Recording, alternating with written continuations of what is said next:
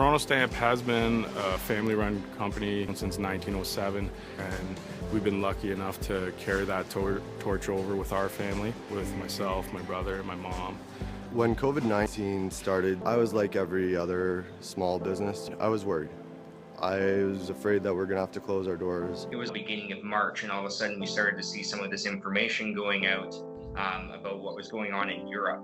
And I'm involved in a lot of medical groups, and some of the stuff they were saying was frankly terrifying. So James Mather, my longtime friend, he reached out. He's a family doctor. You know, we need to have eye coverage, nose coverage, mouth coverage with any, interaction with patients. So let's try to look into getting some of this stuff. So we start that process, and lo and behold, you can't get it. It's nowhere. And he was genuinely concerned. He knew how difficult it was to secure the proper PPE.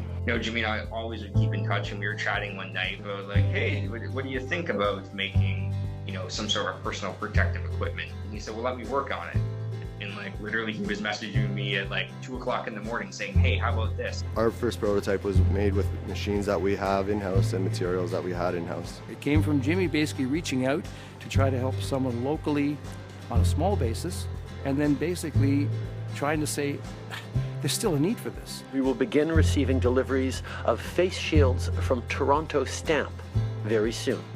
When we were committed to manufacturing 4 million face shields, we knew we weren't going to be able to do this alone. We started to team up with companies. We were on board as soon as Jimmy called, right? I made some calls to our core guys and, when are you available? And they were like, right away. Jimmy reached out to me, and the first, thing I said is, how can I help? This was a great way to get people back on staff. And he looked at it and he said, you know what? This is something that we can do. I just need to get the right people, the right partners on board. Toronto Stamp's done an excellent job of controlling this and giving us our proper tasks.